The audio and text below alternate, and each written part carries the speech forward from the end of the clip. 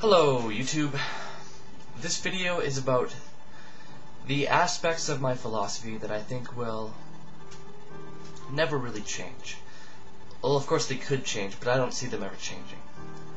For one, I believe in equal rights for us.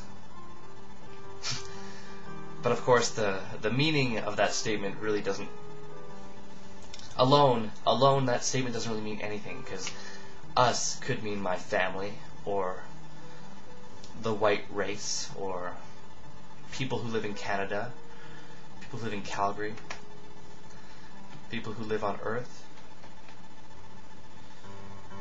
Well, what are we? I mean, we're animals, obviously. So equal rights for all animals? Well, what are animals? Well, animals are life. So equal rights for all life? Well, that's, I mean, I think that's pretty absurd. I mean, plus the definition between, or the divide between life and non-life, I think it's gray at best. It's all a gray area. Right down from us, right down to nothing. Or right down to chemicals that make up our body. I would say it's just all gray area. I mean, what is life? I mean, some people say viruses aren't life. What's the difference between a chemical that is undergoing half-life or is corroding after being exposed to oxygen? What's the difference between that and a most basic organism that is succumbing to stimulus response and is reacting in some basic way? Like, what's the difference? It seems like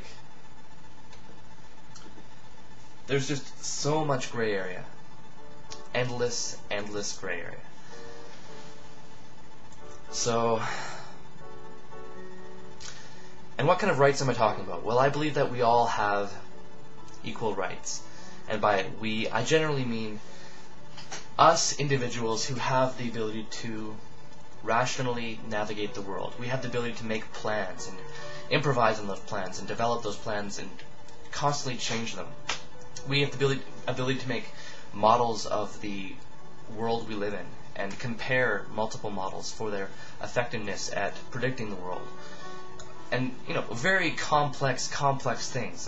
We have the ability to mimic each other, to teach each other, to all very complex brain functions. These are the things that give us the ability to develop culture and morality and ethics and things of that nature. So,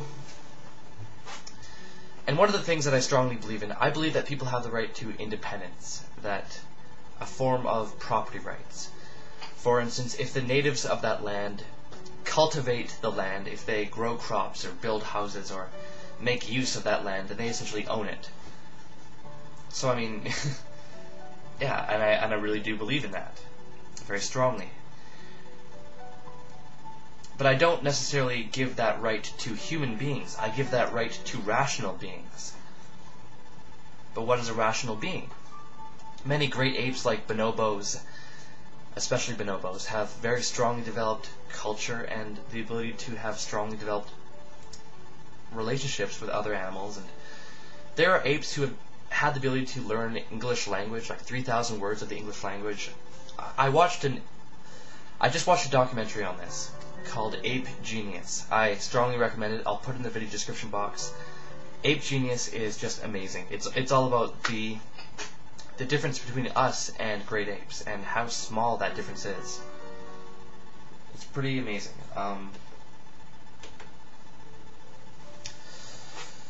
Like, apes do develop culture, and there are certain ape cultures who are learning to throw spears. They develop culture through mimicry more than teaching. They don't have the joy of teaching, apparently, that we do. But it just begs the question, like, how can we really define rationality in such a way that it really excludes them? Because they are very rational in many different ways, and they have the ability to learn our skills in so many ways. So I just, like, I'm not saying that I have any answers. I'm not claiming that bonobos should receive equal rights as us. I just want to hear some discussion. Because I've heard certain philosophers say that there is a cruel justice in the idea that we will give animals equal rights when they petition for them. I think this is incredibly a bad way of putting it, for one. There could be better ways of putting it, and I'm not saying that there aren't. If there are better ways of putting it, please tell me. But if we use this example, like, I see the logic behind it. It's trying to say that if we are to give animals equal rights, then they must show that they have the mental capacity and the capacity to hold the responsibility that comes with these rights. There's a certain responsibility that comes with equal rights. So, like, we don't just give equal rights to small children, babies that cannot mentally comprehend what we're talking about. So, that's an example. But at the same time, like, what if we were talking about a native, like a human culture that lived in the rainforest, and they could not communicate with us, and we could not bridge the barrier of communication, and we could not find a way to communicate with them?